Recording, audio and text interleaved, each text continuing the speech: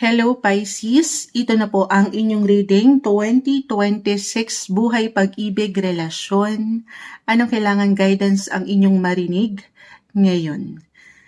Okay, ito na. Simulan na natin to Pisces. Hingi tayo ng guidance para sa inyo Pisces 2026. Anong aasahan nyo? Anong parating sa inyong mga buhay, love life? Message po. Pisces energy para sa mga taong maring makapakinig nito. Pisces advice for 2026. Subukan nating maging straightforward para sa mga Pisces. Guidance po. Okay? Para sa kanila. Sige, kumpul ng nagsibagsakan. Hindi natin pipigilan. May humarap. Agad-agad. Meron bang kasalan? Meron ba? Unang humarap. Pero regardless guys ha, tayo po ay general reading. No matter what your relationship status, Pisces, single ka pa man in a relationship or married, I see celebration. Yes, inspiration, motivation, happiness, fulfilled. Alam ko matamis ito, pero ito talaga yung pinaka-umangat sa inyo. Sige, unang-una. Position lang natin ito ng pagganito, 7 of Swords. Okay.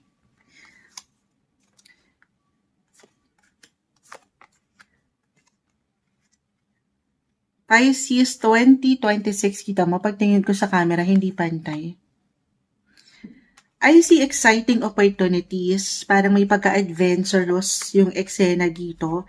Knights ang umaangat, marahil ito na ang inyong mga knight in shining armor, single, why not, and ready to mingle.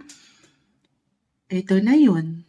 Kung magiging bukas lang naman kayo dito guys, meron akong nakikitang someone, single, ayan, na-mention ko na, singles, single na Pisces 2026, baka naman, through your friendship or ilang connections ito, or kapag sa isang celebration, event, party, wedding na umangat dito, merong ilang kaibigan or connection nyo ang magbigay daan patungo kay the one. Why not? Ito lang naman ay kung magiging bukas or handa kayo ha. Kasi nakakakuha ko ng energy for some of you, maaring hindi pa ready. Kung hindi pa kayo handa, Pisces, wag nating ipipilit, of course. Lalo pa kung nitong mga nakalipas na pagkakataon sa inyong buhay relasyon ay hindi naging magaan talaga. Okay? Yes, but I see opportunity. Kung papahintalutan nyo, kasi for some, maaring andito, no, as a Pisces, may tendency at times na maging secluded or hindi natin nilalahat. Pero meron tayong ganyang mood na hindi pa handa, pero gusto. Okay? Kung magiging ready ka na talaga, physically, mentally, emotionally, moving forward yung energy, then go for it. Nang hindi ka naman nagmamadali, ha? Kasi meron din ako nakikitang indication dito na very important daw, single Pisces, na syempre naman ayaw nating madalian ng mga sitwasyon. Kasi hindi magiging okay. Sabi ko nga meron dito maganda yung energy, fiery. Yes. Pero very important, nakikilalanin muna ang taong ito, ang bawat isa, enjoy nyo muna yung company at pagkakatiwalaan yung proseso, step by step. Okay? Ayun lang naman. Kasi para sa ilan, maaring wala moonchild Hindi naman, wala naman, parang, kasi of course, you have to do your part, Pisces. You have to put yourself out there. Connect, reconnect.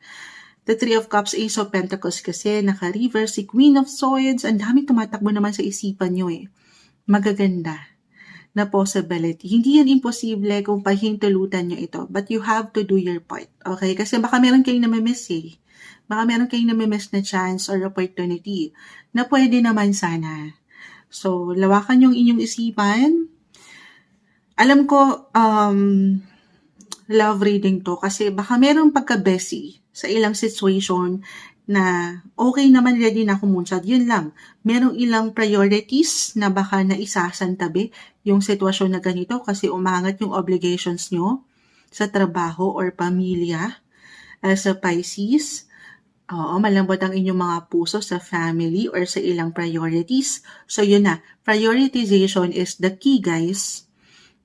Balance na hindi madali, pero kung mabibigyan niyo yan ng higit na tuon at focus attention, merong someone na parating sa inyong buhay. Okay, may spark, may kilig, may ganda akong nakikita, very fiery yung energy. Okay, dito tayo couples in a relationship at may pagkaseryoso na sa kanilang buhay, relasyon. I see positive possibilities. Yung una kong na-mention, baka merong proposal, wedding, na magaganap. Alam ko, diretso kasi unang bumagsak, humarap sa atin. Why not? Exciting. May pagka-adventurous pa nga ang 2026 para sa inyo. Gusto niyo yun? Buhay, pag-ibig, relasyon, sagana sa pag-ibig, balance ang aking nakikita na ang ganda. Okay? Maaaring merong confession, revelation. It could be positive or negative. Yes, for some of you, tayo ay general reading. Kung ngayon pa lang mag-a-apply yung nabanggit ko po, na parang hindi nagiging magaan ang relasyon. Na parang merong hindi tama. Okay, at parang may ilang nagkakaroon ng delays, hindi na nagiging balanse ang mga bagay. Then maybe, ito yun couples in a relationship, baka naman nasa maling relasyon. Alam ko, diretso yun. Kasi I see positive potential po sa inyong baraha. Yun lang. Kasi baka ang ilan ay stuck up pala na hindi nyo na namamalayan. Kaya meron kayong namimiss na chance or magagandang posibilidad kasi nasa maling tao kayo. So, anong gagawin? Do some reflection. Paangatin yung katotohanan, pawang katotohanan lang. So, reversal tayo, yung energy natin every time. Couples to in a relationship, yung pagiging totoo, yung honest, very important, totoo naman, open and honest, heart-to-heart conversation na once and for all, saan ba kayo gusto? Or ano ba yung gusto nyo sa inyong buhay pagsasama? Okay, of course, at the end of the day, kayo po ang higit na makapagpapasya. Sa dalawa yun, nakuha natin kasi tayo po ay general reading. It's either medyo hindi kayo nagiging okay, hindi na umaayon ang enerhiya sa bawat isa, or ito na nga, ready na. Content na, happy na. Then, ayan, papunta na kayo sa mas malalim, mas secure na pagsasama. Okay. Ayun yung pinaka-advice na nakikita ko dito para sa inyo, guys. May pagkaseryoso, fulfilled, balance. So, do some reflection, ha. Kung ano yung nakikita nyong kayo, pakita natin sa live. Tayo ay live na live. May pagsasaluhan akong nakikita. Compromise, balance, yung partnership, i-work out nyo to together para sa celebration. Sa celebrasyon ng inyong mga puso. At the end of the day, Pisces, ano man ang katayuan or pwedeng itakbo ng inyong buhay relasyon ngayong bagong taon, sana una at huli ay piliin nyo ang maging masaya.